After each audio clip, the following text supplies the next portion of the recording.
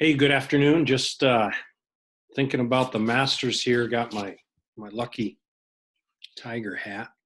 Thinking about, man, this would be just about the time we'd be watching the Masters this next week. So kind of sad that that's not going to happen this year.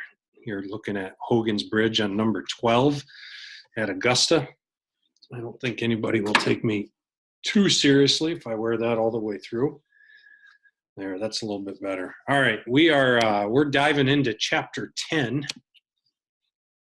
for next week, and chapter 10 is a little bit of a deeper dive into the promotional mix or the marketing mix. Sometimes we like to say, and so right now at this point, what we're doing is we're taking all the information that we've kind of covered up to this point. Now we're still in this planning stage, but we're at the point where we're going to start putting kind of the pencil to the paper and coming up with a game plan in terms of a marketing plan or a marketing campaign, promotional campaign, and so forth. And knowing what we know at this point, now it's time to do a little bit deeper dive into the elements of a marketing or promotional mix. So as we do that, a reminder, this slide is the one that I think we've tried to refer to just about in every chapter, just to kind of see the progression of where we're heading, which takes us now into the promotion mix of chapter 10.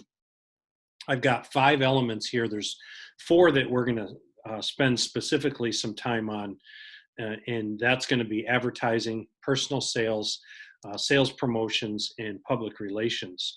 And those are kind of the 4 big pieces to this puzzle that we're going to start working on.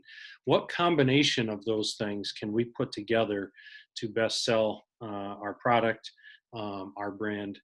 Like in my case for CUBL, how am I going to sell and market the Scranton Miners with a mix of these elements in my planning, my market plan? So advertising is kind of this one-way mass communication. Can be anything from billboards to social media to television to streaming, printed mediums, and so forth. Anything along those lines, anything even up to like stadium signage would be examples in advertising, and we'll talk through that. That's probably the biggest piece of the puzzle that we will talk through. Second one is personal sales, and that's kind of that one-on-one relational sales. Particularly, this would fall in selling your brand, getting people to buy tickets, season tickets, luxury boxes. All of those things are going to kind of fall into that realm of personal sales. The next one's going to be promotions, and that's going to be more along the lines of events and activities at the arena.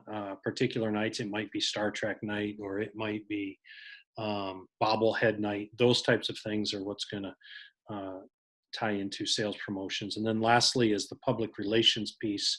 Our brand, our organization getting involved in our city or our community and bringing hopefully goodwill to our brand by some of our involvement that we have, whether that's with youth programming, it might be working at a food basket, or like the NBA Cares program is an example of public relations. And then the last one is going to be sponsorships, and we're going to reserve a specific video for that Jesse Campbell's going to be presenting for us. So now we're taking these elements, and how do we come up with a game plan using each of those, and what makes the best sense to get the best bang for our marketing budget, if you will. The first step in any advertising campaign is going to be to examine, let's figure out what our objectives and our goals are relative to this campaign. And there's kind of 2 basic ideas of that. One is a direct objective, and the second is going to be indirect objectives. And direct is more getting people to buy now, or promotions that are going to push sales more on the immediate. And then indirect is just kind of continuing to build our brand, building on the base, setting the groundwork for future sales. So increasing our awareness, enhancing our image, those types of things that we're not necessarily making the big ask right now, but we continue to want to keep our brand front and center, kind of top of mind awareness, educating our consumers about who we are and what we stand for. So that's kind of the first step, is to set some objectives and set some goals relative to what we want to accomplish in revenue side, sales side. Which moves to kind of the second step, which is really the fun step, I think, in coming up with some strategies relative to this campaign. So number one, first and foremost out of the gate, is going to be, all right, what are the benefits to purchasing or consuming our product, our brand, if you will? Why should you buy, or is there a problem that purchasing our brand is going to help you solve? And kind of asking those questions, answering that why, is going to be really important in that first step. And it moves into the second stage of designing our advertising appeal. So now we know why they're buying, but what is it that we're going to communicate? What are we going to say to them about our product? How is it going to solve that problem? We're answering why they should do that. And we're going to just do another slide relative to that. So there's a number of ways to appeal as you think about designing that advertising appeal. It could be anything, and you can see my list there. Those are all different ways that they're going to appeal to you as the consumer in order to get you to purchase their product. And then the third step in this creative strategy side is development of ad execution. So now you're answering the appeal. It's not what we say, but how we say that. And that's going to fall into a variety of avenues as well. So this execution kind of has 4 or 5 different specific ways that we are going to present that material, if you will. So one is going to be, you have to consider the sidedness of your messages. That can be a one-side or a two-side message. One side is pretty much just talking about the positives, the benefits, the value of your product. And the two-sided one is going to be, it's going to talk about both the positives and the negatives. The best example that came to my mind when thinking about a two-sided message would be kind of these prescription commercials that you see on television. A lot of times they'll spend a good chunk of the commercial telling you about the benefits of buying this particular drug, but always at the end you get the disclaimers about some of the side effects and so forth. And so, and you might ask, well, why would people do that? Often they will do that in these cases, probably, I think legally they're obligated to talk about some of the side effects, but also to build credibility, to say, all right, we understand we have a great product, but you also have to understand there's some downsides to it as well. And their job will be to convince you the positives by far outweigh the negatives. The second way that they're going to execute this message might be in a comparative way, where they're going to talk not just about our product, but about the competition. And there's a little bit of risk in that as you're introducing the competition, but also they're going to put it side by side kind of and help you to understand that our product is way better than their product, and them being the competition. So as I think about the Cubble League, why would I want to buy season tickets for the Scranton Miners versus somebody else, as an example? Third one, and quickly, slice of life is just kind of that everyday, the normalcy of everyday life, and they're going to insert their product into that to bring it down from like, hey, it's not this elite only for the best or whatever. It's going to be for everybody, which is going to be the biggest segment of pretty much any product that you're going to find out there. The example that one of the examples that the book gave was, and I don't know if you remember or not, some of the Chunky Soup commercials where you'd have a professional athlete hanging out with his mom, and that soup is good food and it's mom tested and all of these things. And so trying to bring that slice of life messaging. A fourth one is kind of the scientific approach. I think of this in the world of golf probably more than any other sport, and that may or may not be true, but just kind of the technology side. All right, am I going to buy a Callaway driver, or am I going to buy a ping driver, and what's the benefits of one over the other. Is it going to help me to keep my ball in the fairway? Is it going to help me to drive the ball longer? Whatever it might be. And they're going to use kind of the technological scientific approach as to why my product you should purchase versus theirs. And then the last one, and this is one that we see a lot of, is kind of this endorsement by professional athletes. They're going to associate a professional athlete with our brand. And in doing so, hopefully that will spur people to say, well, hey, if it's good enough for Tiger Woods, or if it's good enough for Shaquille O'Neal or whoever that might be. One that I've seen here locally a lot, Kirk Cousins has started doing a lot of endorsements. I've seen one with Holland Hospital as an example, and he's a local guy that has great credibility. People trust him, and they're aligning their brand at the Holland Hospital with Kirk Cousins. And so I think that tends to, their goal is to have that help drive sales into their brand.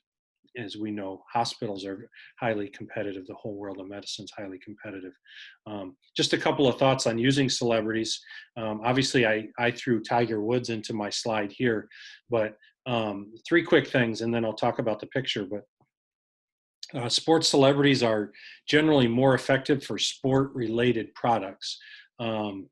I've seen Shaquille O'Neal on a whole wide variety of advertisements, and it really doesn't do a whole lot for me. The one that sticks out in my mind that might have some level of credibility is I think he does an Icy Hot commercial. You know, he's kind of a middle-aged guy and dealt with the grind of being a professional athlete. So I think that's a good one. And I'm trying to think of some of the other ones I've seen.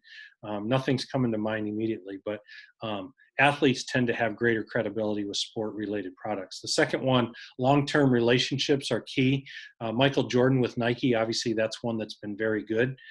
Tiger Woods here in my picture, started out ridiculously good, and then as we saw his personal life kind of fall apart, it took a dive, but certainly it has rebounded and come back. So good reminder that sports fans, generally speaking, across the board, have really short memories. And I'm a good example of that. I'm a big Tiger Woods fan as an athlete, and when he's playing in events, I'm generally watching those events, and because they've captured my attention with his endorsement, and his ability to play golf obviously is a key part of that.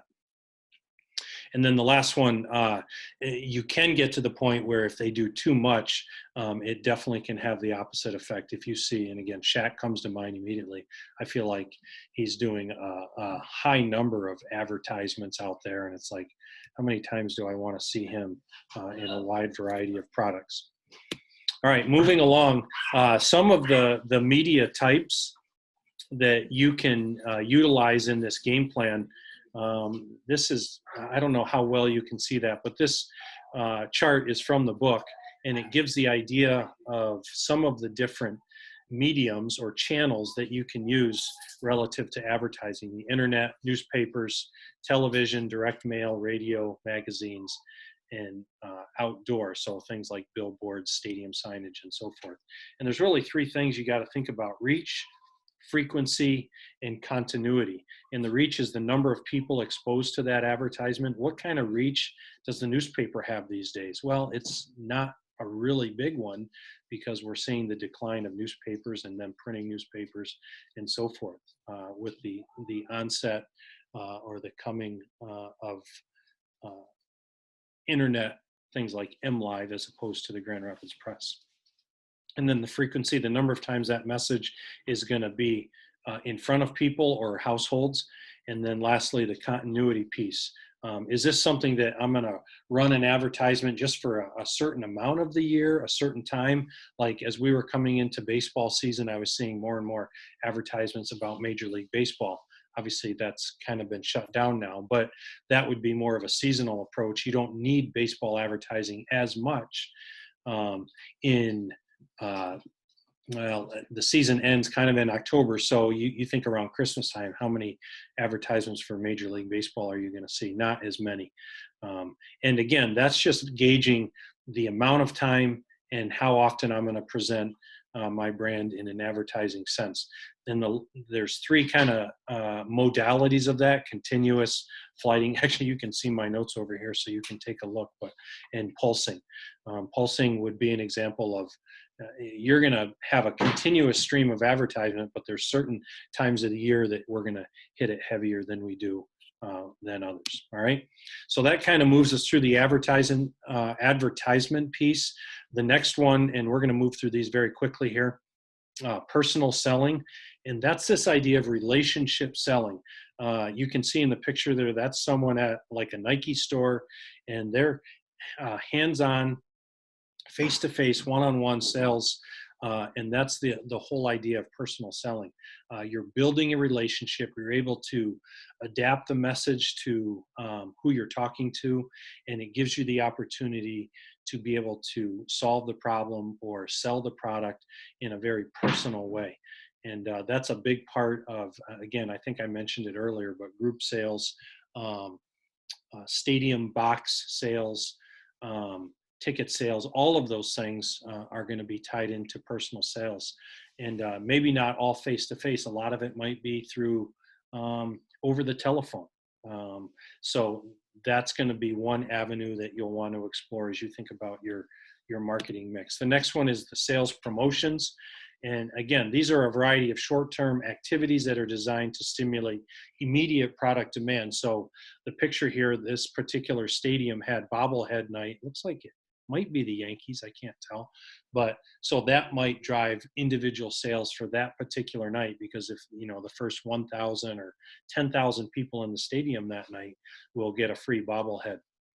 There's a link here that I'd encourage you to go to. ESPN did a listing of some of the best promotional ideas in sport, and the article's a few years old, but kind of a fun one to be able to watch.